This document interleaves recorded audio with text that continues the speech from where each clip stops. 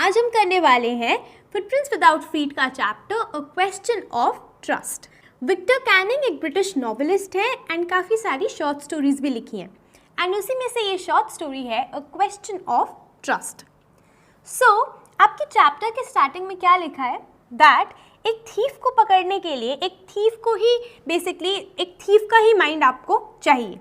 इसका मतलब क्या हुआ कि एक चोर को पकड़ने के लिए एक चोर के माइंड से ही सोचना पड़ता है।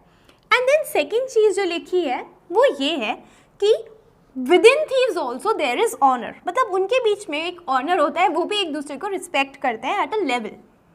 सो ये जो स्टोरी है ये भी रिवॉल्व करती है अराउंड अ थीफ जिसका नाम होता है हॉरेस डैनबी। अब वैसे he is a 50-year-old man unmarried, but वो इतने ज़्यादा केपेबल हैं, इतने ज़्यादा वो फाइनेंशियली गुड है कि उन्होंने अपने 2 सर्वेंट्स भी रखे हुए हैं जो ऑल्दो उनकी जो तबीयत है उसको लेके थोड़े परेशान रहते हैं बिकॉज उनको हे फीवर्स होते रहते हैं, मतलब फीवर्स होते रहते हैं एंड उसके साथ साथ फिट्स भी पड़ते हैं। तो लेकिन ये तो सारी अच्छी बातें थी उनके बारे में कि he is economically well and अच्छे हैं एंड लोग जो हैं उनके बारे में काफ़ी अच्छा सोचते हैं कि वेल एजुकेटेड हैं, अच्छे इंसान हैं एंड ऑल।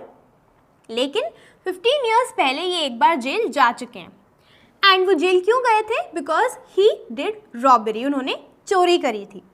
एंड जेल में उनके लिए या उनके मन में एक चीज़ आई या वहाँ पे रहकर उनके मन में प्रिजन की लाइब्रेरी को देखकर रेयर एंड एक्सपेंसिव बुक्स को अपने पास रखने का जो शौक़ था वो बेसिकली क्रिएट हो गया। तो अब जब वो जेल से बाहर इतने टाइम बाद आ चुके थे तो अभी भी उनका जो ये शौक़ था वो इंटैक्ट था। वो चाहते थे उनके पास रेयर और एक्सपेंसिव बुक्स हों। तो जब भी वो चोरी करते थे, हर एक साल में एक साल में वो चोरी करते थे तो वो उससे अपने लिए नई बुक्स लाते थे। एंड अब भी वो एक घर में चोरी करने जा रहे थे एंड उनका मेन मोटिव ये था उससे जो भी मनी आते उससे वो बुक्स खरीदते जो कि रेयर हो, जो कि एक्सपेंसिव हो। एंड स्पेसिफिकली हम देखते हैं वो 3 वेरी इंटरेस्टिंग बुक्स का वेट कर रहे थे जो ऑटम में आने वाली थी। अभी जुलाई सीजन चल रहा था एंड ऑटम में वो जो बुक्स थी वो आने वाली थी, तो उसके लिए उनके पास पैसे आ जाते एंड वो एक्सपेंसिव थी और रेयर भी थी, तो इसीलिए उनको वो चाहिए ही थी। सो ये आप देख सकते हैं थोड़े डिफरेंट काइंड के जो थे जो बुक्स खरीदने के लिए चोरी करते थे। ठीक है, सो नाउ ही डिसाइडेड कि अगेन वो चोरी करेंगे। सो वो 2 वीक से शॉर्टोवर ग्रांज में एक हाउस को स्टडी कर रहे थे एंड उन्हें वहाँ पे देख के समझ आया कि यहाँ के जो ओनर्स हैं वो कैसे हैं। यहाँ पे ओनर्स के पास एक डॉग भी है, सर्वेंट्स भी हैं, ये सारी चीज़ें वो बड़ी क्लोजली पढ़ रहे थे। बट ऑब्वियस क्यों नहीं पढ़ते, बिकॉज वो चोरी करने वाले थे यहाँ पे। ठीक है, सो वो इन सारी चीज़ों को बड़े आराम से देख रहे थे एंड फाइनली उनको पता चलता है कि जो फैमिली है वो लंदन गई हुई है एंड पीछे से जो 2 हाउस कीपर हैं जो कि घर की बेसिकली रखवाली करने के लिए थे वो गए हुए हैं मूवी के लिए। तो उनके पास टाइम है एंड मौका है कि वो जाके अब चोरी कर सकते हैं। सो वो इतने ज़्यादा क्लेवर थे, उन्होंने घर के इन एंड आउट सब कुछ पढ़ रखा था। उन्हें पता था कि सेफ भी कहाँ है, उन्हें हर चीज़ के बारे में पता था। सो उन्होंने देखा था कि किस तरीके से जो हाउस कीपर था उसने किचन डोर की जो की थी वो बाहर साइड में जो हुक था उस पर हैंग कर रखी थी। तो वो जाते हैं उसके जाने के बाद एंड बड़े ही क्लेवरली ग्लव्स पहन के वो जो की है उसको निकालते हैं या वहाँ से उठाते हैं।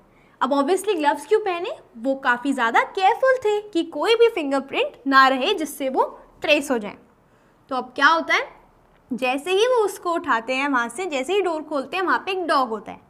अब डॉग उसे देख के ज़्यादा कुछ रिएक्ट नहीं करता, मतलब वो उनको देखकर बार्क नहीं करता। क्यों? क्योंकि इन्हें पता है कि डॉग्स के साथ भी कैसे ट्रीट करना है। सो वो कहते हैं ही नोज, जो ऑथर है वो कहते हैं he knows how to deal with them. पहले उनको उनके नाम से बुलाना एंड देन उनको थोड़ा अफेक्शन दिखाना। एंड जब वो ऐसे ही करते हैं, जो डॉग होता है जिसका नाम शेरी होता है वो उनको कुछ नहीं कहता। सो अब वो अंदर जाते हैं एंड वो पहुंच जाते हैं सीधा ड्राइंग रूम में। अब ड्राइंग रूम में जाते ही उन्हें पता है कि सेफ कहाँ पे, एक ओल्ड पेंटिंग के पीछे। वो देखते हैं इस घर में काफ़ी सारी ओल्ड पेंटिंग्स हैं एंड वो सोचते हैं वो ये भी ले जा सकते हैं यहाँ से। बट देन उनके दिमाग में आता है कि नहीं, बट मेरे घर में अगर मैं इतनी बड़ी बड़ी पेंटिंग्स रखूँगा तो वो बहुत ज़्यादा जगह ले लेंगी, तो छोटी बुक्स ही काफ़ी है मेरे घर में रहने के लिए। तो जैसे ही वहाँ पे जाते हैं, कुछ फ्लावर्स की स्मेल की वजह से, ठीक है, ही स्टार्ट टू स्नीज। अब उनको ही स्टार्टेड स्नीजिंग। अब उनको उस फ्लावर की जो पर्टिकुलर स्मेल है वो नहीं अच्छी लग रही होगी या इरिटेशन कॉज कर रही होगी इनसाइड हिज नोज, इसीलिए वो काफ़ी इरिटेट हो जाते हैं। एंड व्हेन ही स्नीजेस तो उनको एक आवाज़ आती है, कोई उनसे पूछता है, एंड ये जो आवाज़ आती है ये ऑफ अ फीमेल, ठीक है, एक फीमेल की आवाज़ आती है, उनसे पूछता है कोई कि इज़ इट कोल्ड और इज़ इट हे फीवर, तो ये रिप्लाई करते हैं हे फीवर। लेकिन अब बड़ी शॉकिंग सी बात होती है इनके लिए भी, ये इमेजिन नहीं करते या एक्सपेक्ट नहीं कर रहे थे कि घर पे कोई होगा, क्योंकि इन्होंने तो देखा था कि जो पूरी फैमिली है वो लंदन जा चुकी है, एंड जो कि हाउस कीपर्स हैं वो मूवी देखने के लिए गए हैं, तो 4 घंटे तक तो एटलीस्ट कोई आना नहीं चाहिए था, एंड वो भी एक फीमेल, तो ये थोड़े डर तो ऑब्वियसली जाते ही हैं। तो वो कहती है कि आई एम श्योर दैट तुम्हें इसका क्योर मिल जाएगा अगर तुम उन फ्लावर्स से दूर रहो जिनसे तुम्हें इससे इरिटेशन होती है। तो अब होरेस थोड़े से डर जाते हैं, and then this women comes. अब ये जो वुमेन है ये काफ़ी प्रिटी होती है, काफ़ी यंग होती है, टॉल होती है, ब्यूटीफुल होती है, एंड होरेस भी इनको देख के थोड़े से हैरान हो जाते हैं, उनको डाउट नहीं होता, इनफैक्ट वो सोचते हैं कि मैंने एक्सपेक्ट तो नहीं किया था कि यहाँ पे कोई होगी। तो वो यही बोलता है, इनफैक्ट वो यही बोलते हैं उसे कि I did not expect to see a family member. तो वो कहती है कि हाँ ऑब्वियसली मैंने तुम्हें इनकन्वीनियंस कॉज करी होगी, तो अब क्या करोगे तुम। तो हॉरेस कहता है कि मेरा फर्स्ट थॉट तो था भागने का। सो वो कहते हैं कि हाँ तुम ये कर सकते हो, पर जितने में तुम भागोगे मैं पुलिस को कॉल कर दूंगी, एंड पुलिस तब तक आ जाएगी एंड तुम्हें पकड़ लेगी। तो वो कहता है कि मैं बेवकूफ़ थोड़ी ना हूँ, मैं तब तक सारी पहले टेलीफोन वायर्स जो है वो कट कर देता फिर भागता, and then I might, and then वहाँ पे जाके वो पॉज हो जाते हैं। तो वो कहती है एंड देन, वो कहता है कि वो थोड़े हेजिटेट होते हैं बोलने में, एंड वो कहते हैं कि आई वुड थ्रेटन यू। तो वो कहते हैं अच्छा तुम मुझे थ्रेटन करते, तो मुझे फ्राइटन करते, तो मुझे थ्रेटन करते। तो कहते हैं कि हाँ मेरा प्लान तो यही होगा ऑब्वियसली। तो वो कहती है कि अच्छा ठीक है ओके, तुम अगर ऐसा करते तो तुम्हें क्या लगता है तुम बच जाते। वो कहता है कि शायद। तो वो कहता है क्योंकि वो भी परेशान होता है, उसको लगता नहीं है, वो एक्सपेक्ट नहीं कर रहा था कि यहाँ पे कोई होगा, तो परेशान तो वो होता ही है। तो वो कहता है कि अच्छा अगर मैं तुम्हारे साथ नाइसली ट्रीट करूँ, मैं तुम्हें कुछ ना कहूँ और यहाँ से चुपचाप चले जाऊँ, तो तुम क्या पुलिस को बताओगी, तो तुम क्या मुझे जाने दोगी। तो वो कहती है कि नहीं, तुम्हारे जैसे लोगों को तो मैं डेफिनेटली नहीं जाने दूंगी, तुम्हारे जैसे लोगों को तो सोसाइटी से दूर रखना चाहिए, सोसाइटी को तो तुम्हारे जैसे लोगों से बचा कर रखना चाहिए। तो वो कहता है कि अब क्या होगा, अब तुम क्या करोगे। तो वो कहते हैं अच्छा ठीक है, तुम अगर मेरा एक काम कर दोगे तो डेफिनेटली मैं तुम्हें यहाँ से जाने दूंगी। सो सबसे पहले तो वो क्या करती है, टेबल पे एक सिल्वर बॉक्स रखा होता है, तो वो उसको उठाती है एंड उसके अंदर सिगरेट होती है जो वो निकालती है। तो होरेस काफ़ी ज़्यादा प्लीज़ करने के चक्कर में होता है उसे, क्योंकि वो चाहता है कि उसे पुलिस के हवाले ना कर दे, तो उसको अपना लाइटर ऑफर करता है। फिर उसको बताती है कि देखो before we were going to London मैंने अपने हस्बैंड को प्रॉमिस किया था कि मेरे जितने भी ज्वेल्स हैं मैं बैंक ले जाऊंगी, ठीक है, लेकिन मैंने उनको अभी भी सेफ में रखा हुआ है, एंड मुझे आज वो रात को पार्टी में पहनने हैं, एंड इसलिए मैं उन्हें यहाँ लेने के लिए आई थी। बट यहाँ पे वो चुप हो जाती है। तो हॉरेस कहता है इसका मतलब कि तुम उनका जो सेफ का नंबर है वो भूल गई होगी, है ना, तुम्हें डिजिट्स नहीं याद रहे होंगे। तो वो कहते हैं कि हाँ बात यही है कि मैंने अपने हस्बैंड से बोल तो दिया था कि मैं यहाँ से जो जितने भी ज्वेल्स हैं उनको बैंक ले जाऊँगी, एंड मैंने सोचा था कि आज शाम को पहले मैं उन्हें पहन लूँगी, लेकिन मुझे उनके डिजिट्स याद नहीं हैं, जो सेफ़ है उसके जो डिजिट्स हैं वो मुझे याद नहीं है, एंड मेरे ज्वेल्स जो उसके अंदर पड़े हैं। तो वो कहते हैं कि अगर तुम मेरी मदद करोगे इनको बाहर निकालने में तो मैं तुम्हें यहाँ से जाने दूँगी। तो वो कहता है कि अगर मैं तुम्हारी मदद करूँगा तो तुम मुझे जाने दोगी। तो कि हाँ मैं तुम्हें जाने दूँगी यहाँ से, एंड मैं किसी को कभी नहीं बताऊँगी इस चीज़ के बारे में। तो कहते हैं ठीक है, तो तुम मुझे 1 घंटा दो और मैं जैसे तैसे करके ये खोल दूँगा, एंड फिर तुम मुझे यहाँ से जाने देना। तो वो कहती है ठीक है, एंड वो करता भी ऐसा ही है। सो बेसिकली वो उसको खोल देता है, एंड इस बार वो केयरफुल नहीं रहता, वो इस बार ग्लव्स नहीं पहनता। एंड आपको क्यों लगता है वो ग्लव्स नहीं पहन रहा होगा इस टाइम, क्योंकि उसे लग रहा था कि ये जो लेडी है ये बेसिकली घर की ही है, एंड ये थोड़ी ना बताएगी किसी को कि मैं यहाँ पे आया था एंड मैंने सेफ़ खोला, इसीलिए वो ग्लव्स नहीं पहनता, एंड उसके जो फिंगरप्रिंट्स हैं वो सेफ पे रह जाते हैं। सो अब जैसे ही ये इंसिडेंस ख़त्म होता है वो अपने घर जाता है। अब 3 दिन बाद पुलिस उसके घर पे आती है एंड उसको पकड़ लेती है। एंड क्यों पकड़ती है, क्योंकि उस जितने भी ज्वेल्स होते हैं, जितना कुछ सामान होता है उस सेफ में वो नहीं होता, वो चोरी हो चुका होता है, एंड उस सेफ पे उसके फिंगरप्रिंट्स मिल जाते हैं। तो वो बताने की कोशिश करता है कि नहीं, ये तो बिल्कुल गलत है। इनफैक्ट जो इसकी ओनर थी, उनकी वाइफ ने मुझे ही बोला था इसको खोलने के लिए। उसने पूरा इंसिडेंट्स बता दिया कि उन्होंने मुझे कहा था खोलने के लिए, इसलिए मैंने खोल दिए। सो अब कोई भी उसकी बात पे बिलीव नहीं करता। इनफैक्ट ये जो लेडी जिसकी ये बात कर रहा था वो तो बहुत ब्यूटीफुल थी, यंग थी, टॉल थी। जब एक्चुअली में ओनर की वाइफ आती है जो कि ऑलमोस्ट 60 ईयर्स ओल्ड थी, एंड ऐसे लग रहे थे कि कितनी ज़्यादा गुस्सा थी वो उससे, बिकॉज ऑब्वियसली उसके ज्वेल्स तो चले गए।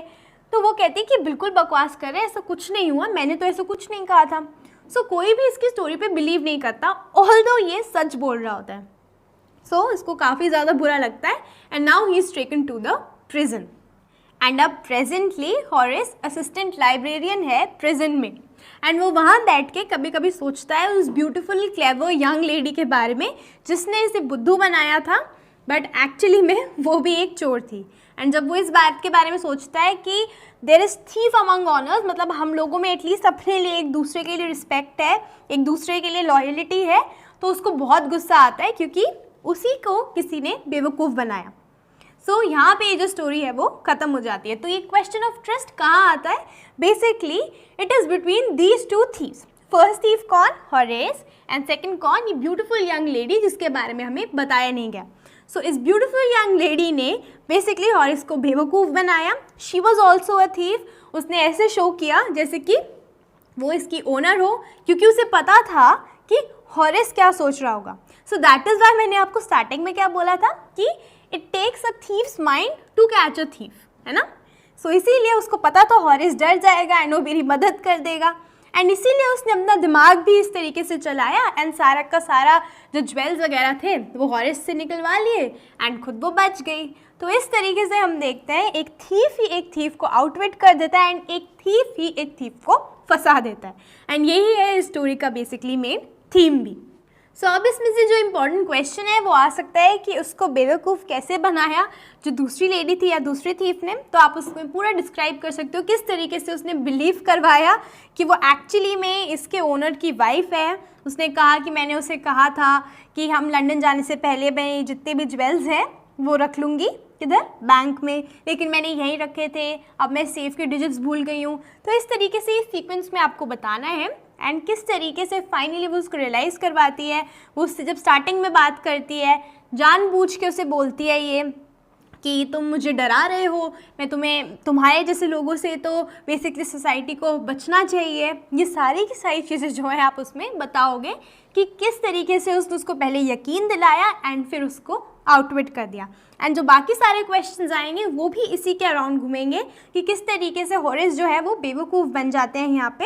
एंड हर एक चोर की कोई ना कोई बेसिकली क्या होती है, कहीं ना कहीं वो अपना निशान छोड़ देता है, या कहीं ना कहीं आप कह सकते हैं एक सिली मिस्टेक कर देता है जिसके थ्रू वो ट्रैक करा जा सकता है। एंड हम देखते हैं कैसे किया कि उसने डिस्पाइट द फैक्ट कि वो यूजुअली ग्लव्स पहनता था किसी भी चीज़ के लिए ताकि उसके फिंगरप्रिंट्स ना रह जाए, लेकिन सेफ को खोलते टाइम उसने ग्लव्स नहीं पहने थे क्योंकि ही believed on the another thief, जो कि उन्हें नहीं पता था उस टाइम पे। एंड दैट इज़ वाई उनके फिंगर के इम्प्रिंट्स जो थे वहाँ रह गए